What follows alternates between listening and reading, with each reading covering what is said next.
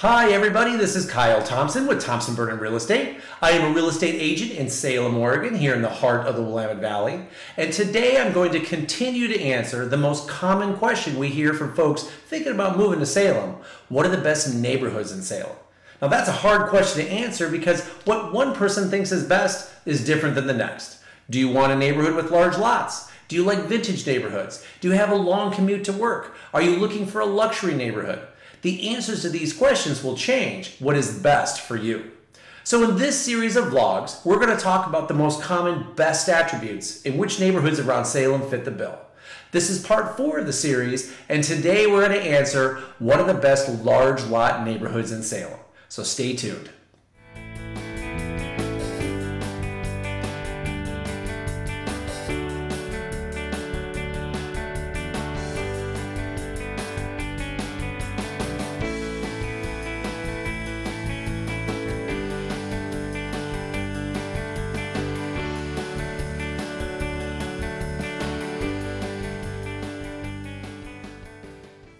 Now, to folks who don't live in Oregon, this whole topic of best large lots may seem kind of odd. I mean, after all, building homes on small lots is a fairly new thing. If you want a home on a larger lot, you just need to look at homes that were built 10 plus years ago and you'll find plenty of big backyards, right?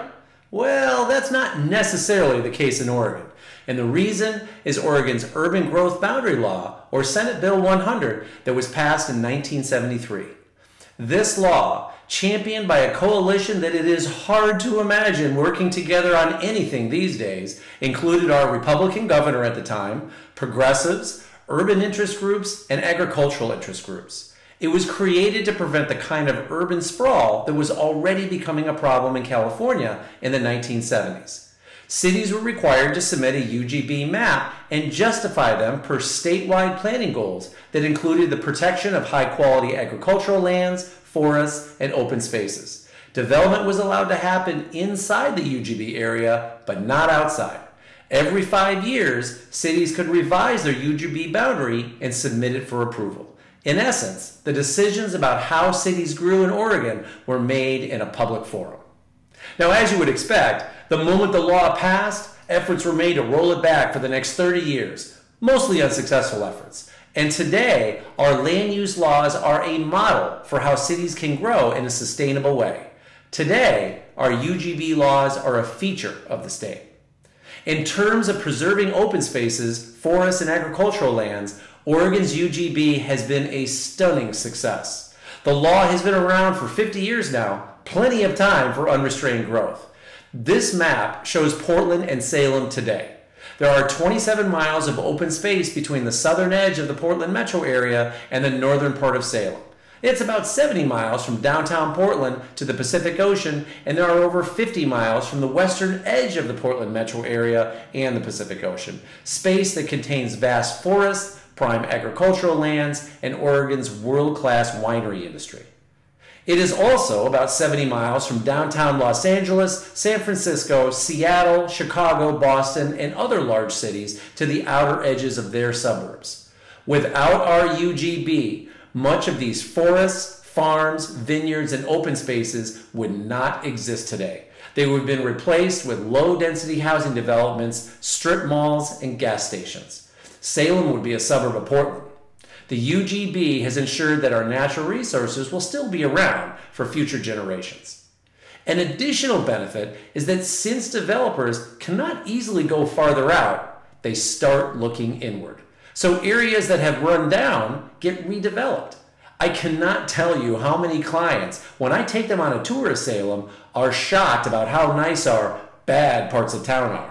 So the UGB is a good thing, and one of the biggest contributors to what makes Oregon a special place to live are livable cities and access to nature. But what it does mean is that home lots are on the small size and have been that way for a long time. It didn't take developers long to figure out that if they gave everyone a half an acre, they were going to run out of land pretty quickly, and they couldn't just buy the neighboring farm or forest and build the next neighborhood. So smaller lots have been a mainstay throughout the state for the last 50 years. But there are some exceptions, which we're going to talk about today. Some neighborhoods were built out before the law existed.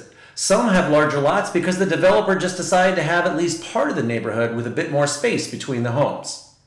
So let's define what I consider a large lot. First, at least 1/3 of the lots in the neighborhood need to be 10,000 square feet or more, and on top of that, the houses have to take up 25% or less of the lot.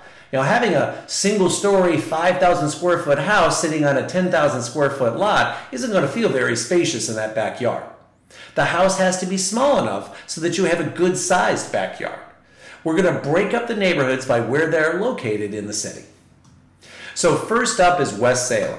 There are two neighborhoods that pass this criteria, Hidden Valley and West Hills Estates. Hidden Valley has the highest percentage of lots above 10,000 square feet of any neighborhood in Salem. Only a handful of homes sit on lots smaller than 10,000 square feet, and even those that do are barely smaller than 10,000 square feet. This is the smallest neighborhood on our list. There were only about 50 homes in this neighborhood. Homes were built primarily in the 1970s and range in size from 1,700 square feet to almost 4,000 square feet and sell between 450,000 and 700,000. West Hills Estates started being built out in the 1990s and is near 3 city parks. Homes are quite large and elegant here, with over half the homes over 2,500 square feet. Prices range from the low 600s to the high 900s. Just to the north of Salem is the city of Keizer, and we have two neighborhoods that make the list here. Manburn Gardens was built out primarily in the 1940s and 50s.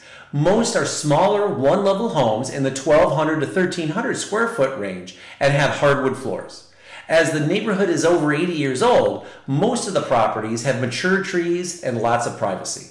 A large percentage of the lots are over 1/4 of an acre, and because the neighborhood is fairly flat, all of that space is usable. Willard Park is located in central Keizer and was built out in the 1960s and 70s. The homes in Willard Park are mid-sized, with most being between 1,500 square feet and 2,200 square feet. As this neighborhood has been around for a while too, there are mature trees and landscaping throughout. Homes sell in a narrow price range, with most between $450,000 and $550,000. The south central part of Salem has 3 neighborhoods with large lots: Laurel Springs, Candelaria, and Morningside. Candelaria was built out from the 1950s through the early 1970s and is one of Salem's few mid-century modern neighborhoods. Most of this neighborhood is on a hillside, with many of the homes having spectacular views. There is a very wide range of home sizes here, with many homes under 1,000 square feet and just as many over 4,000 square feet. Because most of this neighborhood is hilly, while the lots are big, not all of the backyard is usable. Now, there are some homes at the top of the hill that have flat lots, but that is an exception to the rule. Homes also have a huge price range here, with the smallest homes at the bottom of the hill selling in the low 300s and the largest at the top of the hill selling for over 800,000. The Laurel Springs neighborhood sits just below Candelaria at the bottom of the hill.